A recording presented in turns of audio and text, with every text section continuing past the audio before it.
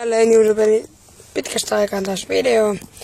Ei ole ehtinyt tehdä, koska et tiedäkään, että tulin laivalla Viroon ja ei ehtinyt kuvata siinä. Nyt mä kävin hakemaan Virosta tämmöisen mysteerisen boksin. On ollut Virossa niinku ehkä viikon tai jotain sinne päin. Tossa on mun pikkuveli, sillä nyt huono tuuri. Se nukkui autossa, mutta sitten se heräsi ja sitten se syyttää mua, niin kuin aina. Se on vähän sen, kaikki nyt käy ymmärtää. Mutta tämmönen mysteerinen paketti on täällä. En mä tiedä, mitä täällä sisällä on. Nyt lopetat Maira.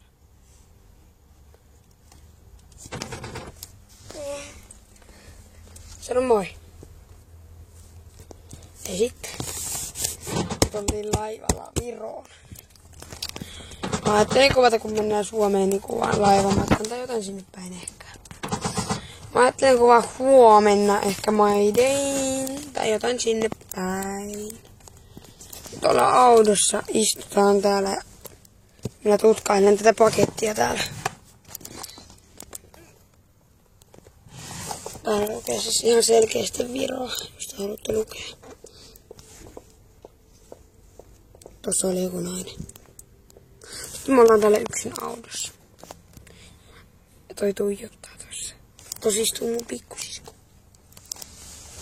Äks niin? Mennään tänään leffaan. Tai mä menen ainoastakin katsomaan jotain. Sori kun heiluu, koska katon tätä pakettia vähän tarkemmin.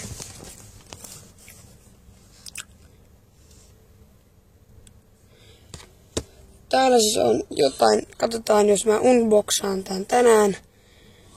Mut tää video taisi olla tässä, mutta tää boksi ei todellakaan ole sit mun, tää mun äidin. Mut silti minä avaan sen, koska minä unboxaan tän. Ja siellä on varmaan muunkin tavaroita. Pikkuveli on nyt huono päivä tänään.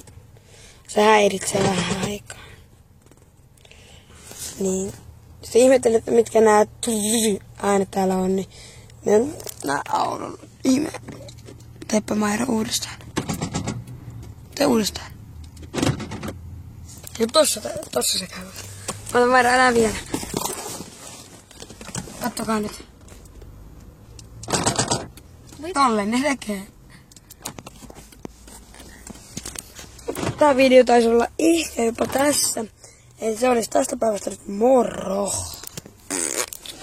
Ja muistakaa unboxaan tänään tän paketin. Okei, se oli moro. Ibra.